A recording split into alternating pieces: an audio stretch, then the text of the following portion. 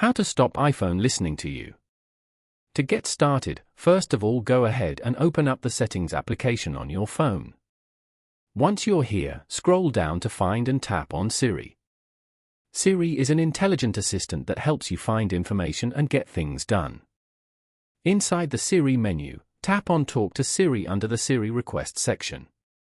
Here, you can manage how you activate Siri with your voice or by using the side button. On this page, change the setting to Off to disable voice activation. Next, tap the toggle switch for Press Side button for Siri to turn it off as well.